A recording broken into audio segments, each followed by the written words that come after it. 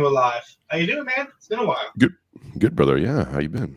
How's your grandfather? That dude would not stop. He got out of the hospital, walked himself home. I got out of the van, no walker, walked up the stairs by himself, refused to accept any help. Sat down, ate some ice cream, took a nap, and the next day was trying to walk again. Jesus Christ. Would not stop. He broke a rib in his back, and he's just like, I can finish paying the house. I love him to death, but he's 78 years old, and he's still working like he's 40. Yeah, but there's a lot of I think psychologically sometimes if people stop after they just crumple and die. So he knows that too. So, yeah, I can't. It's weird. I don't want him to stop working because I know he won't make it much longer after that. But I need him not to work so much that he hurts himself and goes on Suno. Like he's got a template somewhere, and he just mainly because my grandma has Parkinson's, and so I need him to be able to take care of her. Mm-hmm. So he took a week later, took everybody out to dinner, but everyone wins. Just won't stop. Love that man to death. Excellent, man. Good to know he's on the mend. Thank you for asking. So, it's been 3 weeks. Now we're talking Suicide of the West by James Burnham. We're going to talk about James Lindsay, how he exonifies what Burnham was talking about. And I'm going to talk about the Weinsteins, or more or less the whole IDW, because they all are examples of liberal syndrome. Yeah, it's amazing because, after our last podcast, talking about this, and then I had talked about, I had chosen the chapter, Pas des ennemis à gauche, which translates to no enemy to the left, which Burnham basically details. It's a concept that came out of the French Revolution, but Burnham really goes into deep about how, like, liberals don't see liberalism as the problem. They never can. It's actually, Peterson kind of sort of touched on this a little bit when he first asked the question, when does the left go too far? And I think I have the answer for that, is the left goes too far when shitty center libs have to stand up and form the IDW to, like, have a response. So, and I still have a lot of respect for Peterson in a lot of ways. And he's a little bit different because he's about as far to the right as the center libs will tolerate. And maybe because he's a celebrity, he just has access. But, Pinker, Lindsay, and certainly the Weinsteins are in that group where they can identify certain problems and they can see things as a problem or more like an embarrassment, because I think that's what wokeism is to them. Eric Weinstein literally said Donald Trump is the worst president we ever had. We need the Democratic Party to wake up and get rid of its fringe nonsense to come back and fix the country. He said that on Joe Rogan recently, like right before the election. And it's like, this is exactly the problem. You can't. Your solution is people listening to this are going to catch it. His solution to liberalism, to the failure of liberalism, because he won't call it that, but he said it's a flaw now is progressivism somewhat, and it's like, okay, but your solution is more progressivism. We're in the law. We got the Giants office docket is before the dawn. We just got to keep going, man. It's nuts.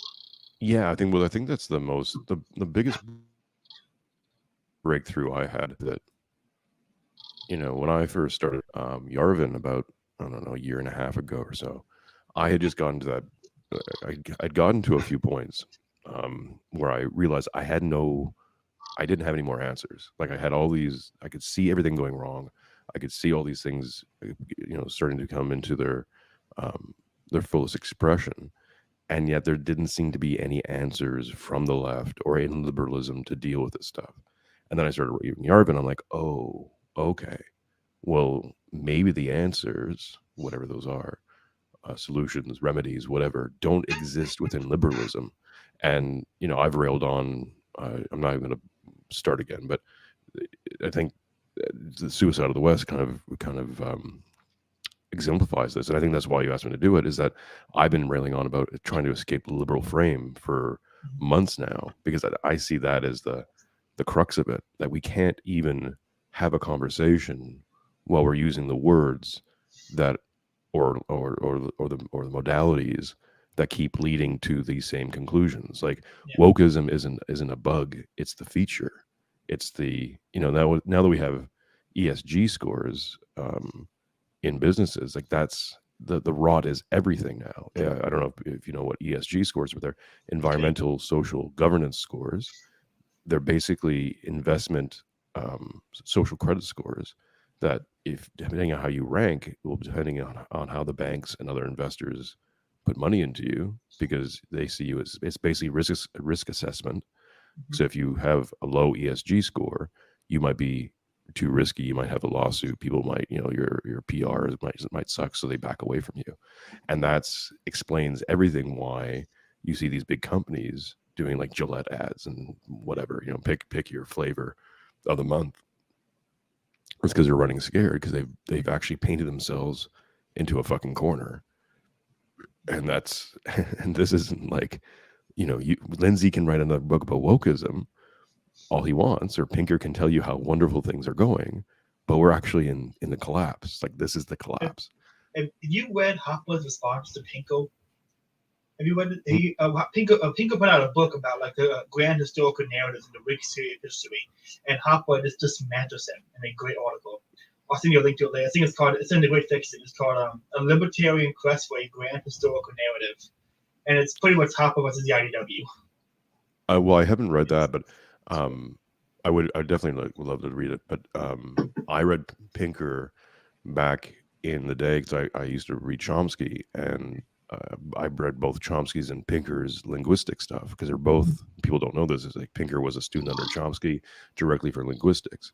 And I don't think it's a coincidence that the two of the more prominent dissident, quote unquote, liberal thinkers are also studied language and understand the power of language and how to manipulate and how to construct it. I think that's key to all these things. So, with Lindsay, the reason why I picked him to have a conversation, one, because I think he exemplified that whole pas de à gauche recently, when he came out and said, he's had to retract the tweet, that he's done with wokeism. He's done attacking the woke. He's done all he can do with that. And now he's going to focus all his energies on the neo-reactionary and, let's say, far right, whatever he would define that as, crowd, because of course they have all the power, right? They're the boogeyman. Curtis Yarvin. The Yarvinites are going to take over something. I wish to God that was true. Like, everything right. Liberals fear, I'm like, can that happen, please? Imagine if we were like, the secret cabal is like, we need to distract them because we're actually winning on something. We're not winning anything. So he said all that, and then he apparently went around and blocked off a ton of, I don't know, whatever. I don't like these terms. I think they're I think even being branded accepting neo-reactionary as a term as an identifier is just like, why are you painting a fucking target on your head? Yeah. I don't get it. So like guys like Aaron McIntyre, Academic Agent, and a whole bunch of other people, he blocked all those people, which obviously, like, okay, if you're an intellectual who's interested in having intellectual debates, of course you want to just block everyone who from the other side. I'm gonna block a couple of people after I blocked them. What a bitch move. Yeah, well, it's classic shit lib, right? Mm-hmm. And then but then he lost something like 2,000 followers overnight, and so that he came back the next day and said, "Well, I'm rethinking this. Maybe we'll continue with the woke thing." It's like, okay, so cringe. He is. I can't watch his content. I watched him once on Joe Rogan when he wrote the papers, and I was like, okay, that's kind of cool. I see the problem with this paper system and how peer review studies work, but then he just kept going and going, and I'm just like, okay, man, you're playing Star Wars in your front yard while you're also trying to be a high class academic. You can't do both. You don't get to be that guy. You gotta knock off. Well, it's telling, right? Because I mean, my co-host on the main show, Mark, is a big Lindsay fan. Or at least is a fan of his anti-woke stuff, and I understand it. I get it. But I was always very cautious with him. Something always didn't rub me right with those guys. I think maybe because they use deceptive practices, and with the papers thing, like, it was funny and it was interesting. It was kind of interesting to see them show up the whole system At the same time, they had zero impact.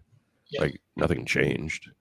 It's not like they revealed how corrupt and clown world that system was, and then the system had to recorrect itself.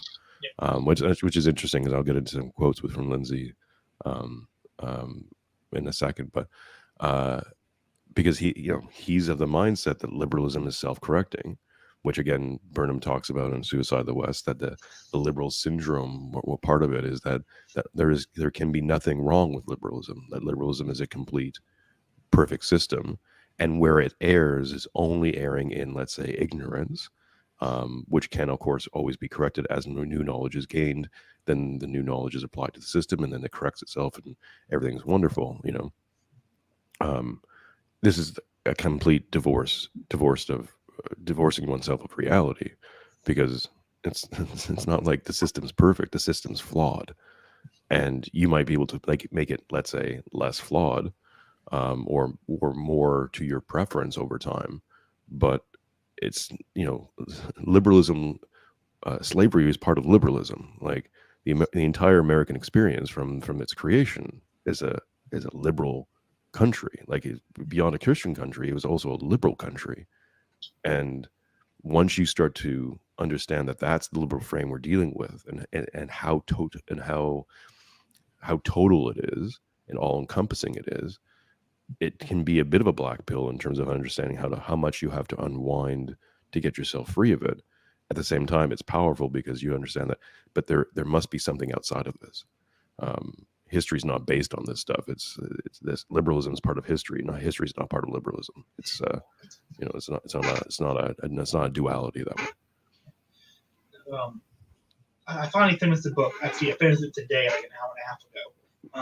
I am a terrible procrastinator. And I say, I absolutely, like, it is, anyone listening, again, go read this book, because you're going to walk away knowing a lot about liberalism. And really, I think the IDW, like the Daily Wire, recently, I rewatched a bunch of Daily Wire content. Ben Shapiro, Michael Knowles, Matt Ross. And I gotta say, all of them are terrible. Michael Knowles is the least terrible, but I think it's because he's Catholic. He kind of has this, like, he exists in a way of pre-enlightenment in some ways. And so we can actually make good commentary. The rest of them are post-enlightenment, too much post-enlightenment. They can't make good commentary because of it. But it's the IDW people, the Daily Wire people, all these people are right wing in the liberal frame, and actually right wing. Now, I would say the center right. I mean, right. I mean, the classic. The only person who I think is maybe making some mental outroads, judging on his content, not on, because obviously I can't judge him as a human being. Tucker Carlson seems to be the only one in that sphere, in the conservative sphere, that is starting to move mentally further. I mean, he had Yarvin on, which is a classic example. Again, that might be all a pretense and who knows what, right? Like psyop, blah blah blah blah blah. Sure. But judging on his work alone, I think he's making at least a half step to. And I think after this conversation, I'm going to purposely stop using the terms left and right completely. I'm done with them. I think they're useless. I think they're actually harmful to the conversation, because I don't. I think what we're pushing for in our own different ways, but collectively pushing for, is left and right is still part of the liberal frame. It's still part of the paradigm. You got to break the frame completely. And unless we start doing that, then I don't know what the conversation is. Like, who gives a shit? Like if you're talking to someone and eventually they start talking about voter rights and stuff, it's like, okay, no. Yeah. So we're light years beyond voting rights, man. We gotta smash voting. Like, and I get it. I understand why Lindsay and a lot of the center libs would view our position, or I'm going to talk about myself, my position, as the enemy, because what I'm proposing would not just screw with their lives, it would end what they think is I would end their reality. and they'd have to readjust themselves to a new reality, or not. I don't know what you do, but I'm not trying to save the academic institutions. I'm here to destroy them, to raise them to the ground and rebuild them in a new way completely. So that does not benefit Lindsay and his crowd at all. And I get it. I understand it. But, Have you listened to any of by listening to the Weinstein these last few days? Eric Weinstein is I have new views on the Weinsteins after listening to the last few days, and I want to get into that. First, I want to get into your James Lindsay stuff. So you said you had quotes from Lindsay? Yeah, so I was watching. These are all taken from the Cigar Stream 120, the intellectual. What do they call it? They called it the intellectual poverty of James Lindsay. If anyone hasn't watched the Cigar Stream, who's watching this, they should. It's on Academic Agents YouTube. I like his content. Yeah, it's good. If you're at all interested in what Caleb and I are talking about, or in this sort of, I don't know, whatever sphere you want to call it, they're doing some really good work. Left, post right. Yeah, post right. Yeah, I have a friend who goes to a post right anarchist, and granted, his terms go, it's not bad. But the terms are, it's so hard to come up with anything good for a term. Like, this is why I call myself Catholic, and all that entails is Catholic. Yeah, I'm just happy with Orthodox, because that's something that I'm going to fully commit to this year, and I think it's I mean, whatever. Like, the problem is with all these terms is that whatever term you invent will either probably be used as a pejorative. So it's usually better to accept the term that's given, or that's used the most to describe, like, post-libertarian, blah blah blah. I kind of exist in a nowhere zone with all this stuff, because I'm neither. I was never a libertarian or anarchist. I was, a center lib. The closest thing that I've used to describe my ideas and my work is sort of post-secular. But I think even that doesn't really fully define what I'm trying to do. So,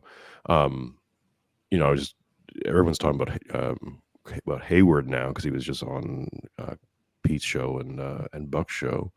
So he's talking about foundationalism, which we won't get into here, but that's maybe a whole different show. I would like to watch that. I still need to watch. I haven't watched these episodes yet. They're on my list. I gotta get to them. Yeah, I mean, reading his foundationalist manifesto is really short. You can do it at like half an hour. So it's based.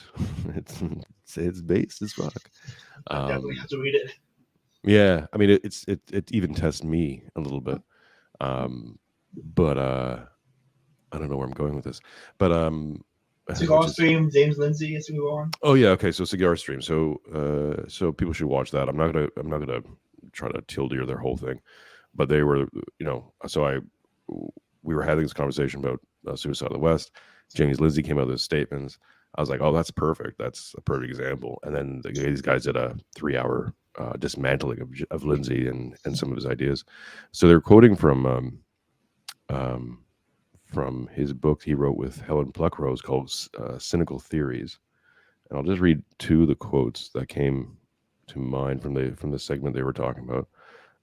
So he's juxtaposing liberalism with critical theorists, right? And so he says that liberalism accepts criticism even of itself, and is therefore self-correcting.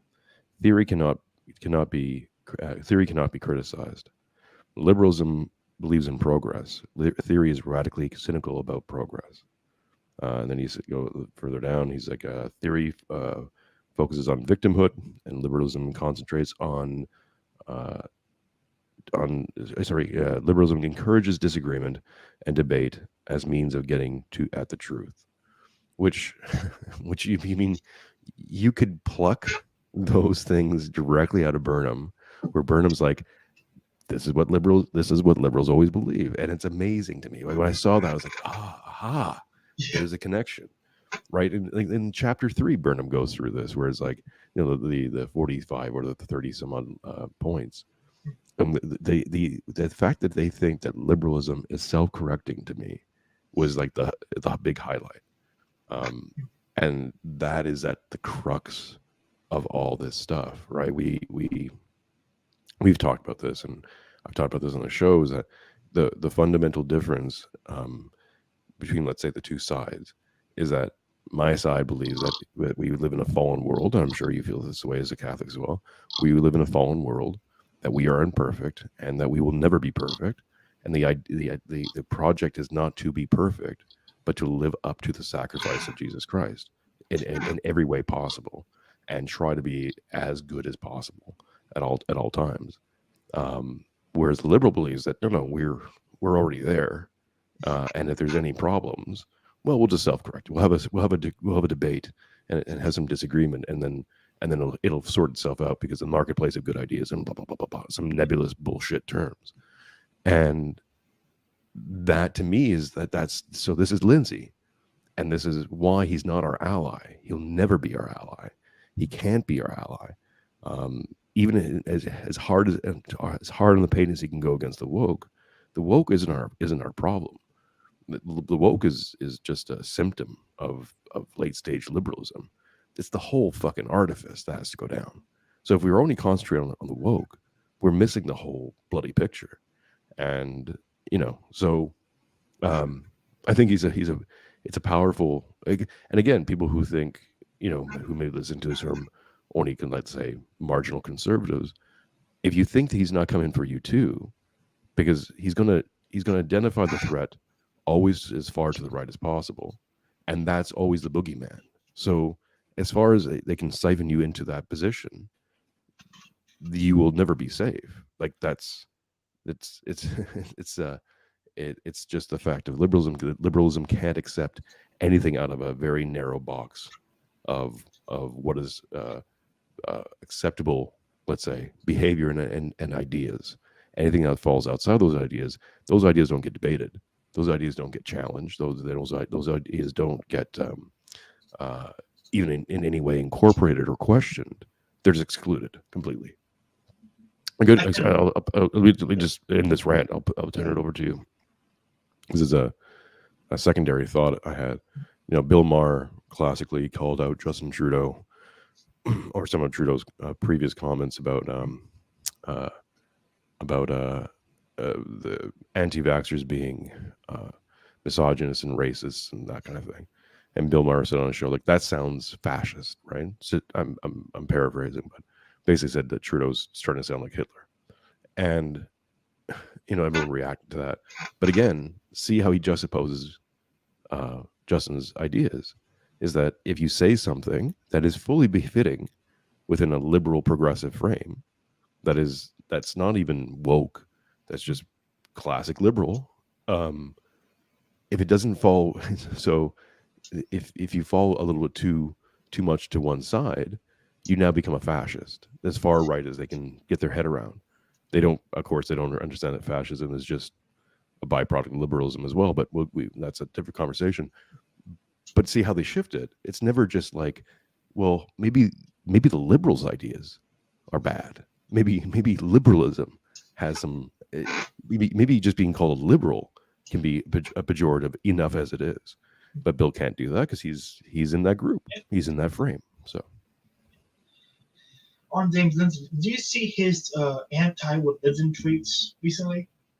His anti-religion tweets. Oh, but he came out against. Yeah, he said it's easier to convince people to be woke than to be Christian.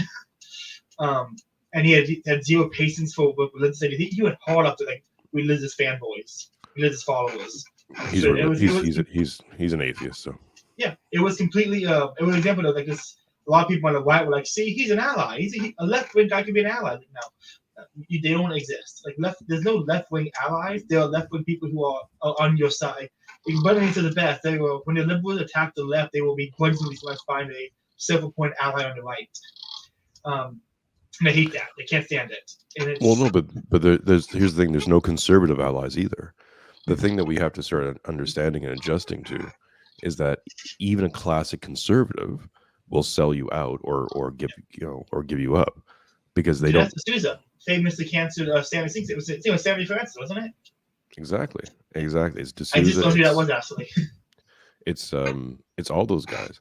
You know, there's a reason why, you know, as an ex-atheist, and certainly of the new atheist stripe, you know, I've been rewatching some of those things, and to cringe at my own self, basically. And one thing that I always thought, even back then, is that they never went after. They always used really low-hanging fruit, like, so. You know, Chris Hitchens would debate Dinesh D'Souza, who I have no time for, but he's not over religion. Like, okay, he would get who did he get on famously?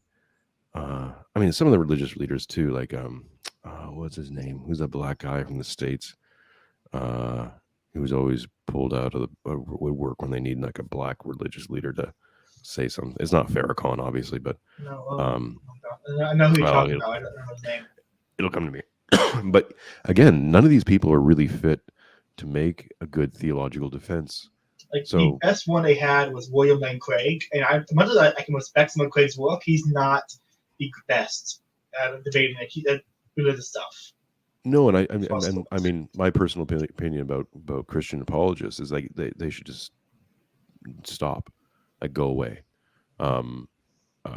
They add nothing to the conversation. They actually hurt things because they're trying to marry two things that don't have to be married together. Like at a certain belief, at a certain point, we can talk about the Bible and we can talk about the proofs in the Bible, and those are sometimes self-evident, sometimes not. But it doesn't matter. Like, if you get to the point of having to rejigger the Bible to fit into some sort of modernist claim, again, you're playing liberal frame. You're playing a liberal game. Like, why are you trying to make this work within a liberal mindset? It's never going to work. These two things are completely opposing each other. Like, it's I'll not go back even... to the pre-liberal frame where we just hang heretics. Like, can we just go back to that one? That's why, like, this is a joke, people. I don't actually want to hang heretics. But I'm not, like, this idea of, like, studying, like, the idea of shutting down opposition instead of debating. I put out a tweet today. Sometimes common sense and a quick ass kicking is the right response in a philosophical debate. That, I think that's a fair point. Like, sometimes common sense and ass kicking is the right response. You don't need to have every point hammered home. These people hate you. You shouldn't have to debate them. Yeah, exactly. Yeah, I mean, it's ridiculous. But again, even if you're going to debate something on the basis of religion, you know, at least try to get someone who's well versed. Like, you know, you're using, again, very low hanging fruit, and I think that's why the atheists always, the new atheists especially, Hitchens especially, more than anyone else, but Harris too, just would win all those debates because, again, I mean, you're applying criteria that religion can never meet. But then again, if you really looked at the atheist side, the atheism can't meet its own criteria. Well, it's actually a great video. Trent Horn, he's a Catholic apologist who, I don't like the apologetics, but I like a lot of his philosophical things are great. He said the toxicity of atheism is what he called it, and it's how atheism's argument against any proof religion could offer bites him in the ass, and how it is atheism has self-defeating characteristics, and it's Faisal makes this point a lot, and I think it was the 5 proofs of God. Like, it's the best point of atheism. I think atheism, by its own standards, defeats a lot of its own arguments. Yeah, exactly. I mean, and it was always the interesting thing. But I mean, rewatching those things, is how, yeah, if you set criteria at this, it's always shifting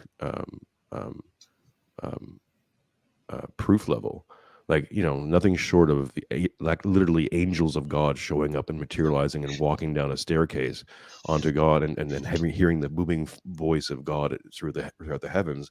I think even at that point they'd be like, well, it's just a mass hallucination. There was a debate that happened. It was William Lane Craig, and I can't remember who it was. They were arguing the validity of the resurrection of Jesus, and the guy kept saying that they could have been having really realistic hallucinations. All the apostles could have. And William Lane Craig said, what would convince you? And the guy said, well, if Jesus came down before me himself and said, you have been a bad sinner, go to church tomorrow, I would be front row in church tomorrow. Like, you wouldn't say it was just a hallucination?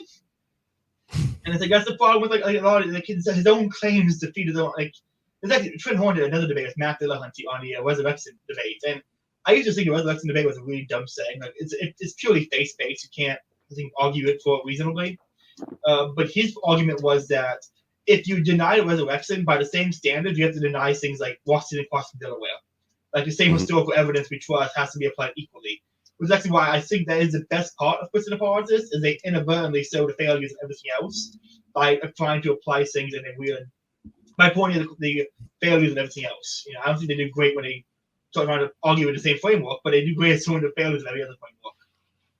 I mean, look, the basic, the easy example is that, civilization, as we know it, was built on the backs of Christianity.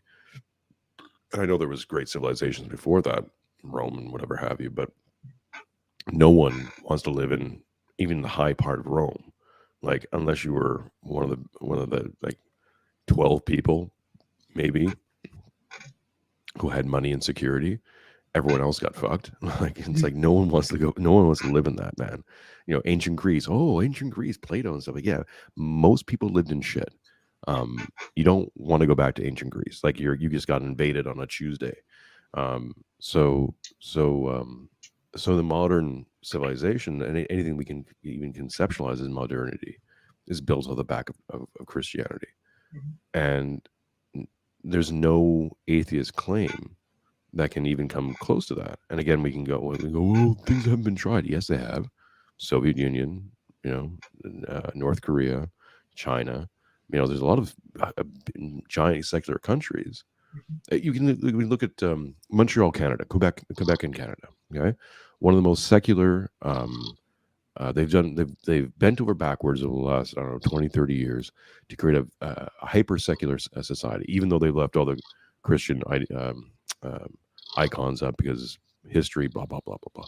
Anyways, they haven't built anything of any kind of lasting value or interest in the last 30, 40 years. Now, there's my economic factors and all these other factors going on, sure.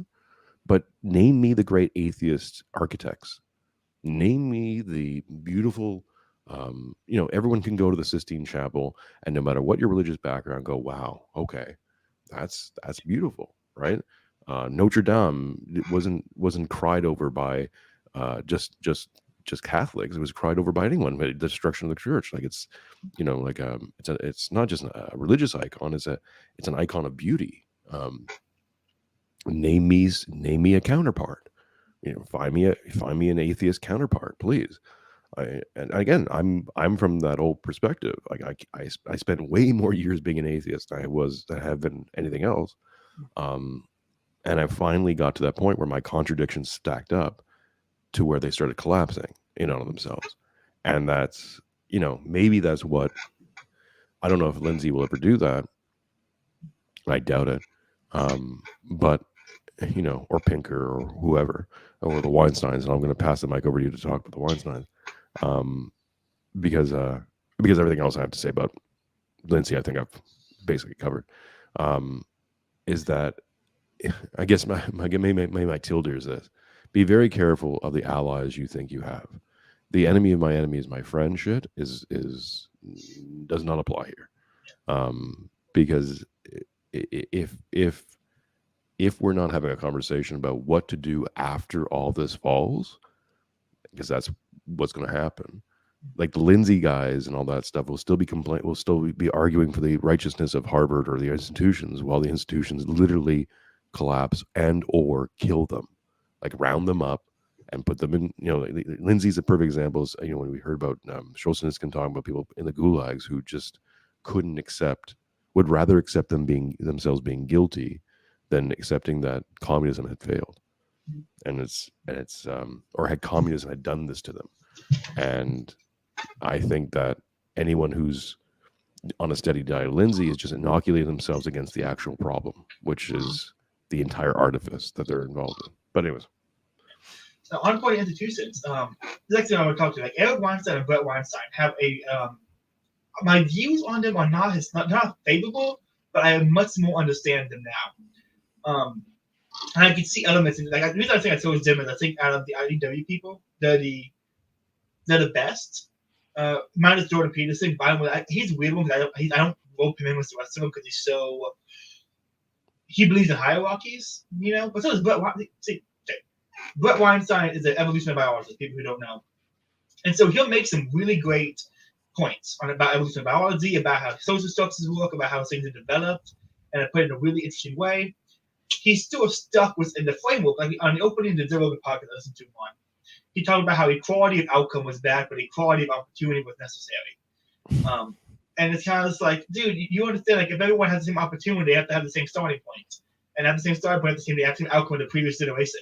Like, you just switched the two. Like, you have made zero progress here. And he would make points like we have to respect hierarchies because they're natural, but it also we have to have like a liberal equality of opportunities. Like if he would just drop the liberal frame and pick up a little bit of religion, he'd be way better.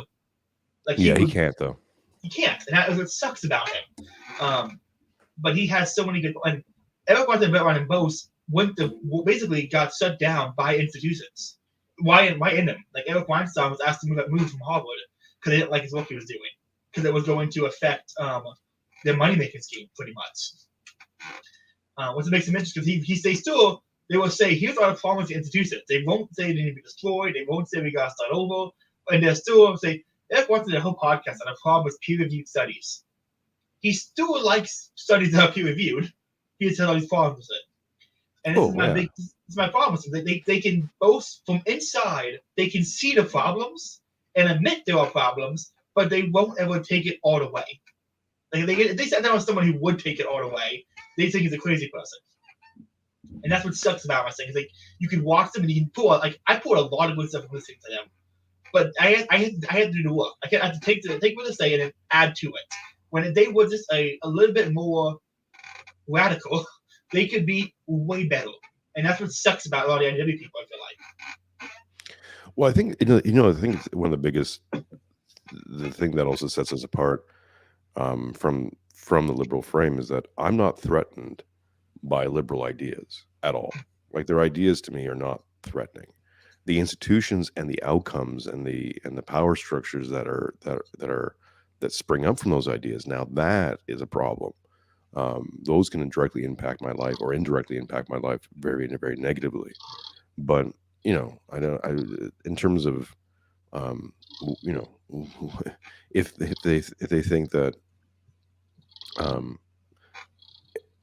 it's an interesting point. I don't have the quote here from that Lindsay quote from Cigar Stream, but he says something about that liberalism is attempting to preserve human dignity, and to me that's such an interesting point, because I've now clearly stated, at least to myself, that my entire project, what I'm here to do, is to preserve human dignity and decency at all costs, especially decency.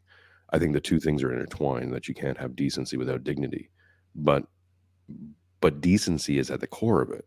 Like, if people live in an indecent world, if you raise children in an indecent world or in a selfish world, they're going to get selfish kids, because they're going to learn that that's the way you play the game, and the corruption. How do we corrupt the world, or how does the world get corrupted? It's very, very simple, because you corrupt the incentives, you invert the incentive structures to such a critical mass that even good people start acting indecent towards one another, because the excuses, or what was the word I'm looking for? The justifications are just obvious. Well, I have to do it for my family. I have to do it for my future. I have to do it for, and then we can get into more lofty ideas of the academy, or the liberal project. Well, this must continue. Why?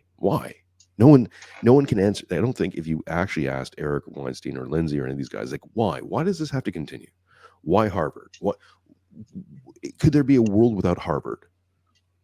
Or anything that looks like Harvard? Is that even a possibility in your head? And I think you'd basically be like taking a shit on their chest at that point, because they wouldn't know what to do. They're like, well, no, of course Harvard Harvard's necessary. We just want to reform it. No. What if we just took it away? Like it just went away. The academy just went. We used different means to assign accreditation. That's all really the basic function of it is.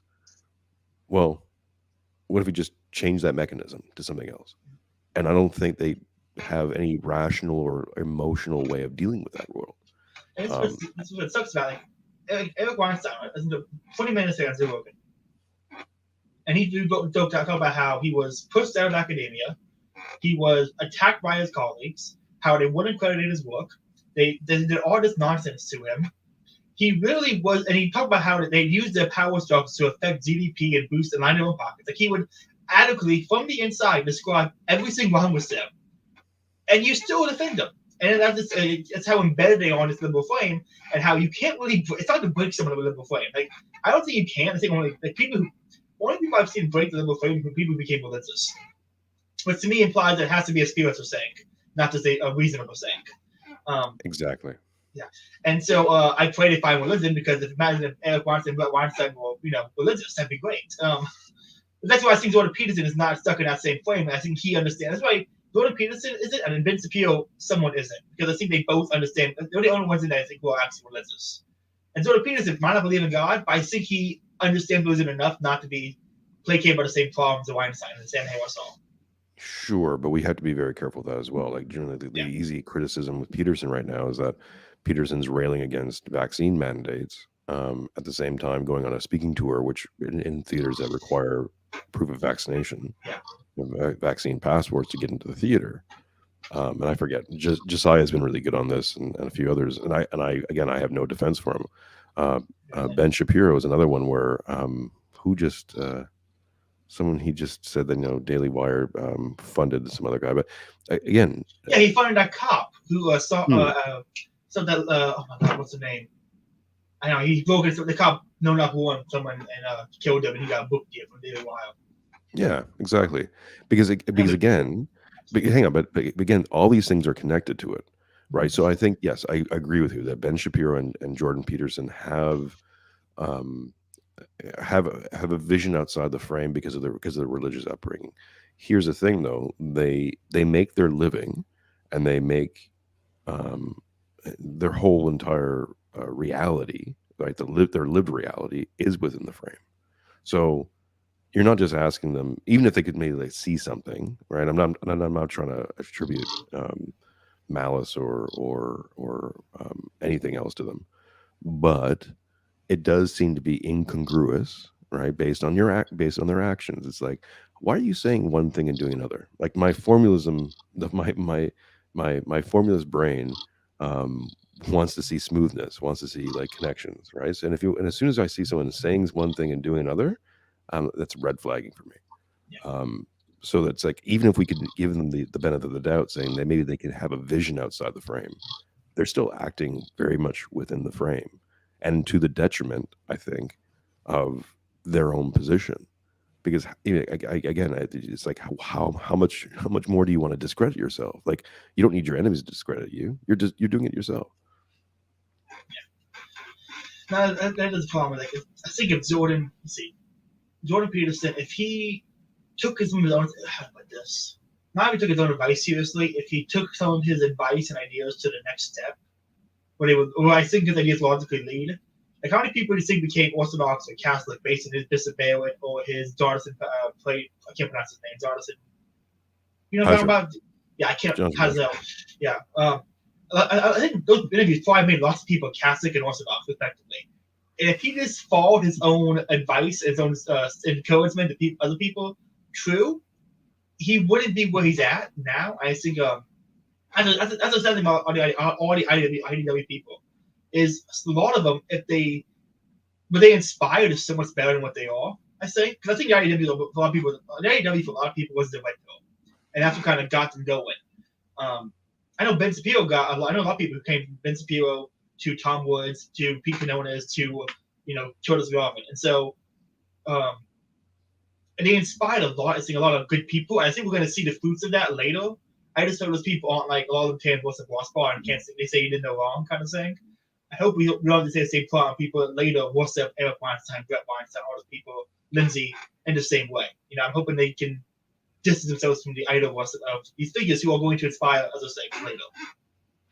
Yeah, I mean, I agree with you that we don't know the long-term effects and the pipelines are real. Look, I can trace my my religious I guess my moment, whatever. I can definitely trace my weakening of my atheist resolve and anti-theist resolve directly to Peterson. Um, so I mean, again, I'm not even. This isn't even critique about Peterson. His name comes up because he's kind of in that mid-year.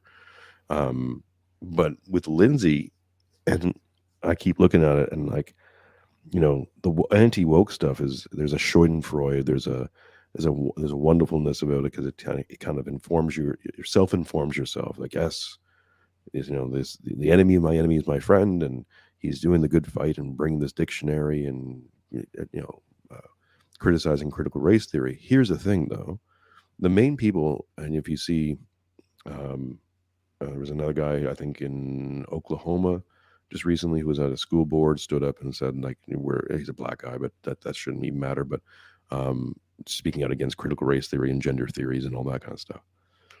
The people like him who are now getting personally affected by these things and coming into conflict with them are not turning to Lindsay and his work to rationalize and understand it. They understand on a ground level. Now, maybe if everyone had read Lindsay, then this could have been averted earlier. Blah blah blah blah blah. Who knows? But again, the Lindsayeites would just, I think, want to reform these systems, and even anyone caught in those ideas that you can reform this, it's like, no, you can maybe push this back a bit. You can maybe kick the can backwards a little bit, and buy yourself 10, 20 years, maybe. Let's be really hyper optimistic, 50 years of time. But we're going to come back to the spot again.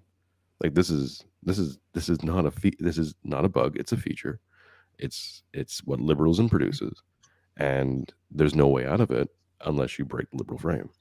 I want to point out Weinstein. I mean, he wants to lead the planet. He doesn't have. He said, all these people in SARS are too stupid. Therefore, they have too much nuclear. We're not wise enough nuclear weapons. There's all these bombs. We gotta go to a new planet.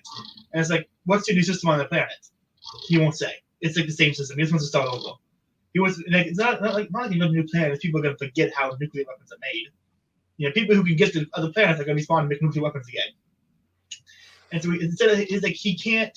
He sees the problems, and instead of wanting to tear things down, break things, put things backwards, no, we're gonna leave. We're gonna go to a new planet and start over. It's like, what?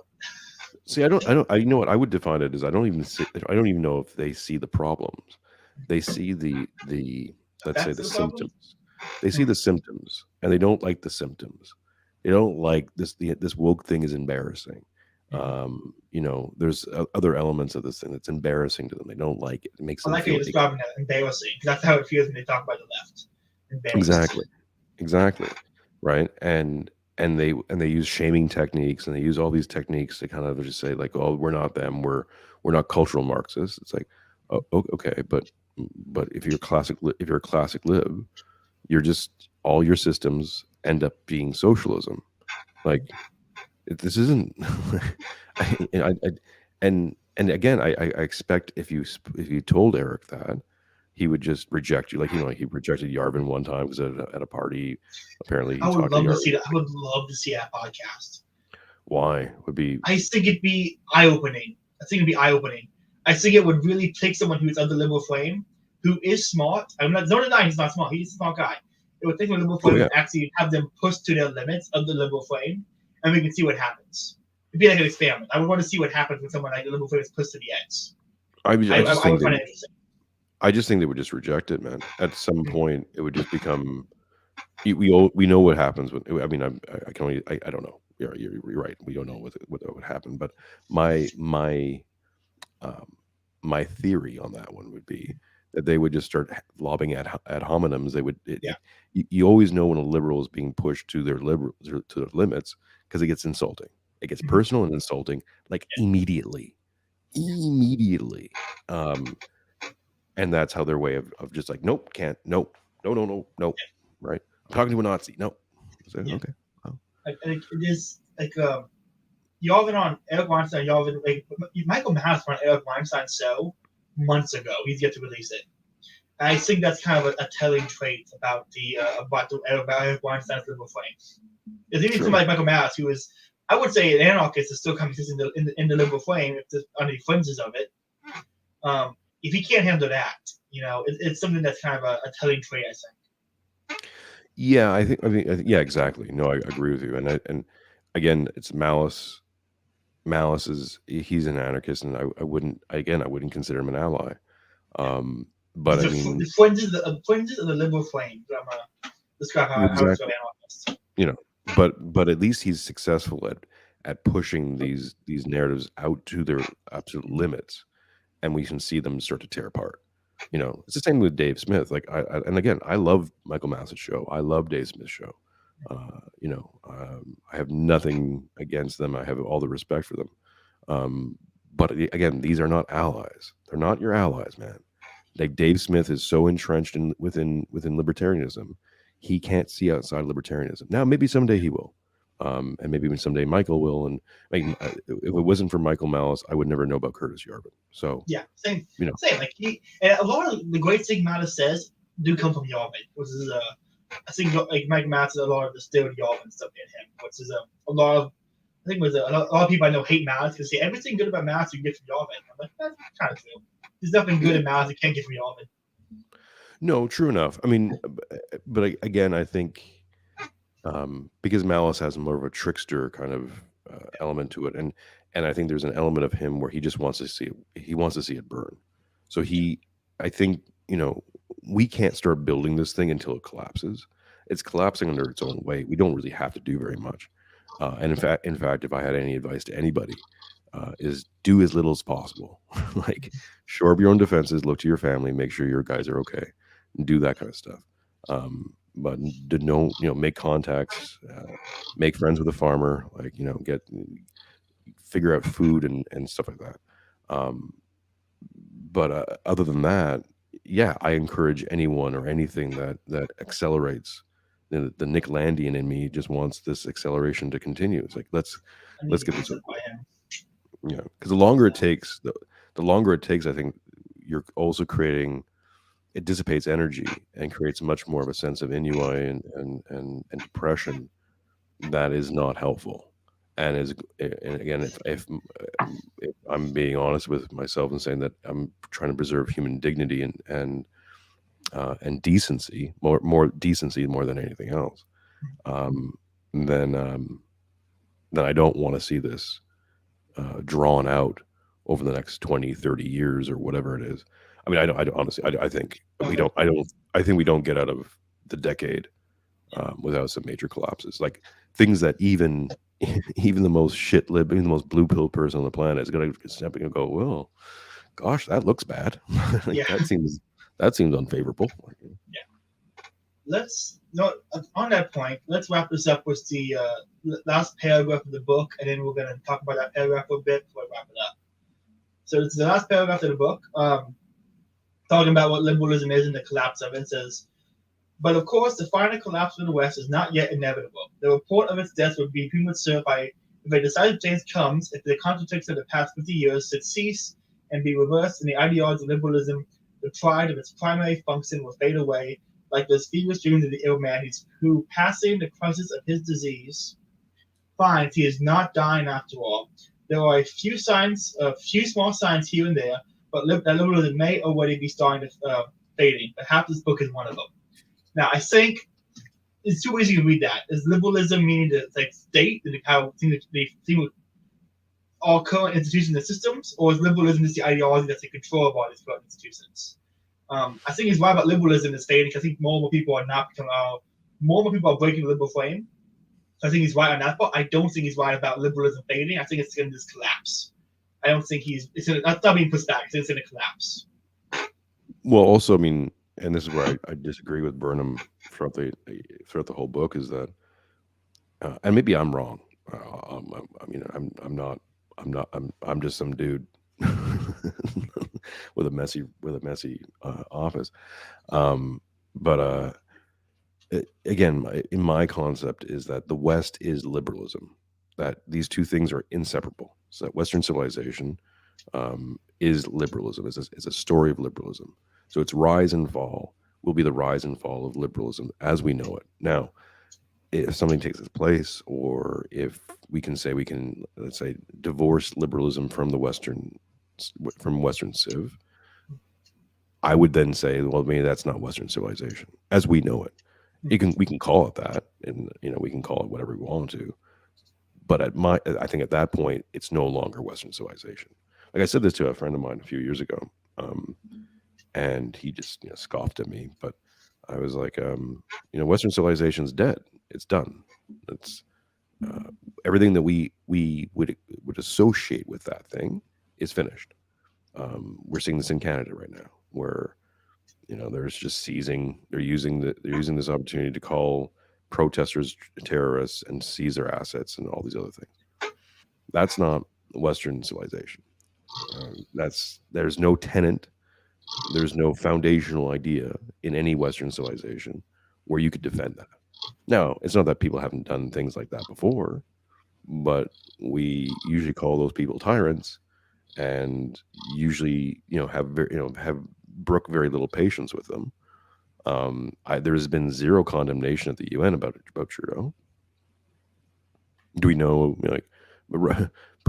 America's threatening war with Russia over their treatment of Ukraine, but yet have said zero things about what Trudeau's doing to his own citizens.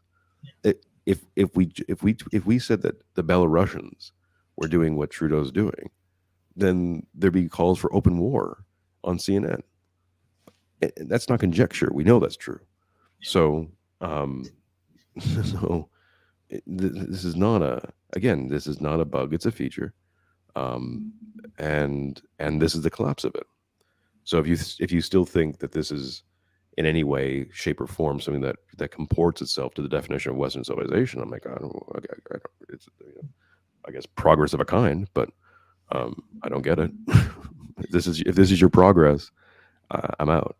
I'm gladly not part of this project. I think that's the perfect way to end this podcast. If that's your progress, I'm out. As the perfect tagline to end the podcast, Jason, this has been a lot of fun. Thanks for joining me for this 3-part episodes. Where can people find you at? You can find me on Twitter at 2Bit Podcast. You can find us. There's a weekly show I do with my friend Mark.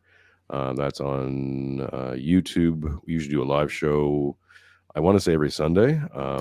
This week it got moved to Tuesday. I don't know what we're doing next week. But anyways, you can find us on YouTube. We're on Rumble. We're on BitChute. We're usually on Odyssey, although Odyssey, I have some problems with your uploader. And then check us out on Anchor and a few other podcatchers. The audio stuff I've been having a hard time uploading as well, so I'm trying to figure that stuff out on my own. But so we're in places. We're in the King Pill Discord as well. Everyone should join that and be part of those conversations. So I think that's it. Oh, and I think starting either next week or the week after, I'll be on Substack, but I'll let people know about that as well. So awesome. Well, guys, this is an episode of Faith, Liberty, and Praxis. Make sure you subscribe because I got some kick-ass episodes coming out soon. I got tomorrow, LB Muniz. I got Sunday, my friend Belko for the new piece on beauty at Austro-Thomism. Monday, I got Ace Aukus coming on for Flaming Like a 5 landowner sit. And then on Tuesday, I have on Imcast going on to talk about Saint Zod and Masters on the Divine Images. We're going to talk about iconography and beauty. So it's going to be a bunch of really fun podcasts coming up. Make sure you subscribe. And with that, let's wrap this up. Jason, good talking to you. You guys have a good weekend. Excellent.